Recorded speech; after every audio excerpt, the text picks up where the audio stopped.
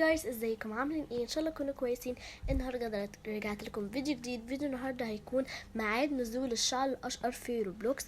بس قبل ما نبدا فيديو النهارده ما تنسوش تعملوا لايك وشير وسبسكرايب كومنت زر الاشعار عشان كل فيديو جديد انا انزله.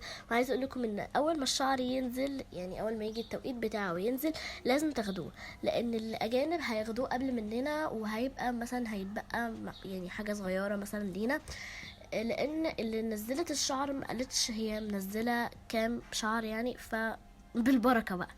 تمام. فلازم اول ما ينزل تاخدوا الشعر، علشان لو ما خدتوش في نفس الوقت ممكن متعرفوش تاخدوا الشعر. تعالوا بقى نقول اول حاجه مواعيد المغرب وتونس والجزائر. اول حاجه المغرب وتونس والجزائر الساعه 11 بالليل. اما بقى عن العراق ومصر وقطر والكويت والأردن والسعودية والبحرين وفلسطين وسوريا ولبنان الساعة 1 بالليل.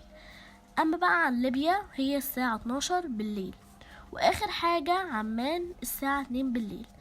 ولو بقى في بلد أنا ما قلتهاش، اكتبوا في جوجل الكلمة دي اللي هي عامة هي الكلمة اللي أنا حطها على الشاشة دلوقتي دي، اكتبوها على جوجل وهو هيقولكم يعني الميعاد بتاع نزول الشعر بتاع بلدكم انتوا.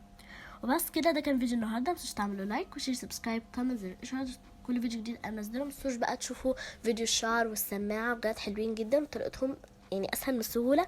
وبس كده، باي. ما تنسوش تكتبوا لي الالعاب اللي انتوا عايزين نلعبها في روبلوكس او بره روبلوكس. بس كده، باي.